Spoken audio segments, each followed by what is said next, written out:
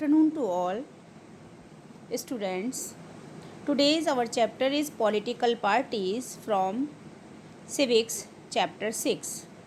आज के chapter political parties में हम पढ़ेंगे how many political parties in India, how many national political parties in India, function of political party, what is political party, one party system, two party system and multi party system. तो आज हम start कर रहे हैं अपना chapter 6 civics से political parties, Hindi में बोलते हैं राजनीतिक दल। तो ये जो राजनीतिक दल हैं ये हमारे लिए ज़रूरी क्यों हैं? Why do we need political parties? See the portion very keenly. Political parties are easily one of the most visible institution in a democracy. Without political party we can't stand on democracy. So political party एक ऐसा institution है जो democracy को हम visible देख सकते हैं।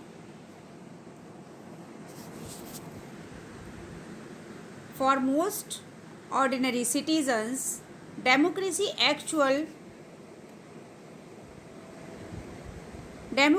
is equal to political parties. If you travel to remote part of our country and speak to the less educated citizens, you could come across people who may not know anything about our constitution or about the nature of our government. कभी आप India के travel पर निकले हों और ऐसे लोगों से आपने बात की हो जो ज़्यादा पढ़े लिखे नहीं हैं, लेस एजुकेटेड पर्सनस हैं, जिनको ये नॉलेज नहीं है कि कॉन्स्टिट्यूशन क्या होता है और हमारी गवर्नमेंट क्या है। They have no knowledge about Indian constitution and our government, but chance are that they would know something about our political parties. लेकिन बाई चांस उनको ये पता होता है कि राजनीतिक दल क्या होते हैं, भारत में कितनी पॉलिटिकल पार्टी हैं, वो किस पॉलिटिकल पार्टी को प्रमोट करते हैं, उसको बात करते हैं, उसको वोट करते हैं। ये सारे जो अनपढ़ लोग हैं उनको इन सब की जानकारी है कि वो कितनी पॉलिटिकल पार्टी हैं, पॉलिटिकल पार्टीज़ के सिंबल क्या हैं। फॉर एन एग्ज़ाम्पल, अगर कमल का फूल है तो ये किस पॉलिटिकल पार्टी को बिलोंग करेगा? Definitely BJP, Bhajpa. या इसका लीडर कौन है, ये सारी नॉलेज उनको है। जो अनएजुकेटेड पर्सनस हैं उनको कॉन्स्टिट्यूशन और गवर्नमेंट के बारे में नॉलेज नहीं है कि कौन सा व्यक्ति मंत्री है, हमारे मंत्रियों की संख्या कितनी है, कहाँ कहाँ क्या काम कर रहे हैं, हमारे कॉन्स्टिट्यूशन में कौन कौन सी धाराएं हैं, कौन कौन से अमेंडमेंट हुए हैं। They have no knowledge about that. इस बारे में उन्हें कोई नॉलेज नहीं है, but they have fully knowledge in political parties, political symbol and political leaders.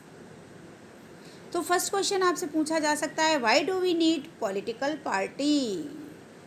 Political party की हमें ज़रूरत क्यों है? Because without political party we can't stand a democracy. Democracy को हम खड़ा नहीं कर सकते, डेमोक्रेसी को हम इमेजिन नहीं कर सकते अगर पॉलिटिकल पार्टी ना हो तो।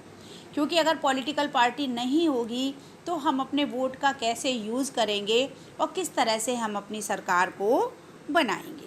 आगे देख लेते हैं, व्हाट इज़ पॉलिटिकल पार्टी, क्या है, मीनिंग देखेंगे। A political party is a group of people who come together to contest elections and hold power in the government.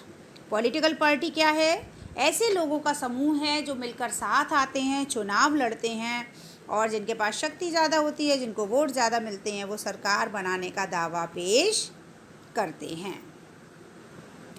आगे देखेंगे हम।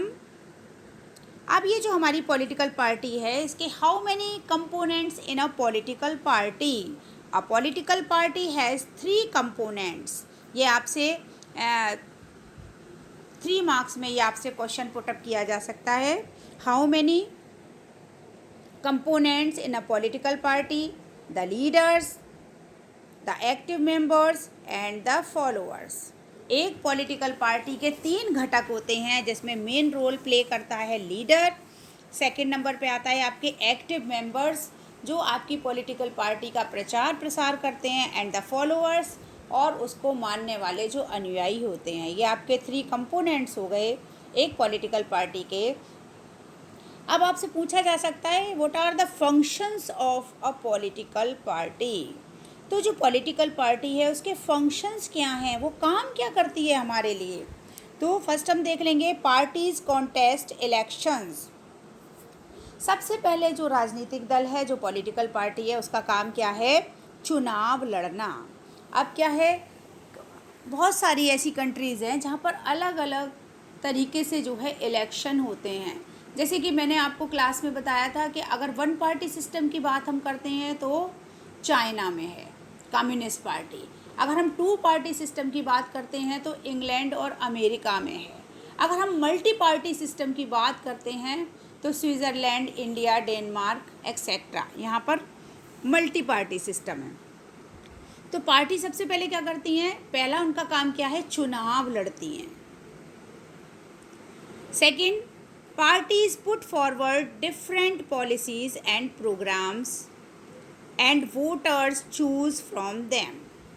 हमारा सेकंड पॉइंट होगा कि पार्टीज जो हैं डिफरेंट पॉलिसीज़ और प्रोग्राम्स को हमारे सामने रखती हैं, बहुत सारे एजेंडे लेके आती हैं कि आप अगर हमें वोट करेंगे तो हम आपको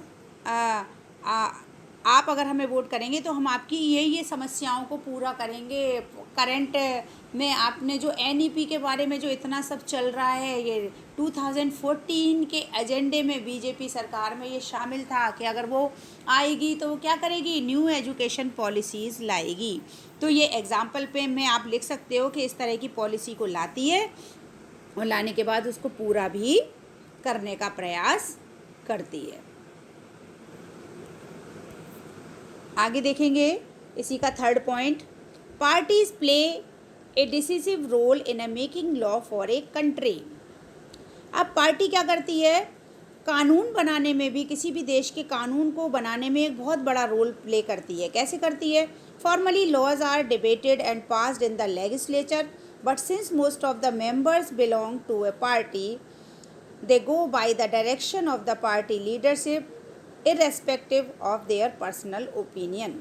अब यहाँ पर पार्टी क्या करती है, कोई भी कानून लाने के लिए सबसे पहले क्या होगा कि पार्टी जो है इम्प्लीमेंट करना चाहती है, उसको फिर कहाँ भेजती है, विधेयक को सबसे पहले राज्यसभा में भेजती है 14 डेज़ के लिए, देन लोकसभा में आता है और इस पर बहस होती है और फिर उसके बाद वोट पड़ते हैं और वोट के बाद ये जो है एक लॉ में चेंज हो जाता है। करंट में अभी आप देख रहे हैं न्यू एजुकेशन पॉलिसी, ये एक लॉ बनने वाला है, या 370 और 35A हटाई गई है, ये भी एक लॉ बनकर तैयार हुआ है, या राम मंदिर का निर्माण हो रहा है, यहाँ भी एक लॉ बनकर तैयार हुआ है।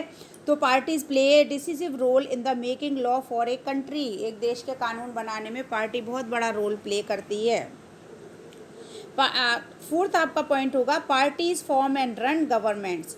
अब पार्टी क्या होता है, as we noted last year, the big policy decisions are taken by the political executive that comes from the political parties recruit leaders, train them and then make them ministers to run the government in the way they want. Parties जो है एक government बनाने का, उसको चलाने का भी काम करती हैं। सपोज़ जो भी पॉलिटिकल पार्टी है और वो सत्ता में आ रही है, बहुत प्रचंड बहुमत से आ रही है, तो फिर वो क्या करेगी, वो अपने अच्छे अच्छे लीडर्स को बनाएगी, अपनी कैबिनेट तैयार करेगी, मिनिस्टर्स बनाएगी और उसके बाद वो उस पर रूल भी, उस देश पर रूल भी करेगी। Number 5, those parties that loss in the elections play the role of opposition to the parties in power by voicing different views and criticizing government for its failures or wrong policies. Opposition parties are also mobilize oppositions to the government. Role of the opposition, देखिए कोई भी political party है जो जीत रही है वो ruling party हो गई और जो हार रही है वो अपोजिशन पार्टी हो गई। तो अपोजिशन पार्टी भी मेन रोल प्ले करती है। क्यों करती है, क्योंकि वो criticise government for its failure और रॉन्ग पॉलिसीज़। अगर कोई गलत पॉलिसी ला रही है तो वो उसका विरोध भी कर रही है। तो रोल ऑफ अपोजिशन का रोल बहुत बड़ा होता है। अगर अपोजिशन स्ट्रॉन्ग नहीं होगी तो जो रूलिंग पॉलिटिकल पार्टी है वो अपनी मनमानी भी कर सकती है। इसलिए अपोजिशन का रोल भी बहुत ही पावरफुल होना चाहिए, ताकि जो रूलिंग पार्टी है वो डिक्टेटरशिप अपनी ना अपनाए और जनता की भलाई के लिए काम करे। नेक्स्ट है आपका 6 point, party shape public opinion. जो पब्लिक की ओपिनियन है उसका भी वो ध्यान रखती है। They raise and highlights issues parties have lakhs of members and activists spread all over the country. Many of the pressure groups are the extensions of the political parties among different sections of the society. Parties sometimes also launch movements for the resolutions of the problems of faced by people. Often opinions of the society crystallize on the lines parties take. यहाँ political party जो है public opinion के लिए pressure groups भी तैयार करती है। Pressure groups कभी कभी मूवमेंट भी करती है। अभी आपने देखा होगा जो केजरीवाल की सरकार बनी या एक आप पार्टी बहुमत में आई, उसके लिए जो मूवमेंट हुआ, ये आपका एक अच्छा एग्जाम्पल हो सकता है।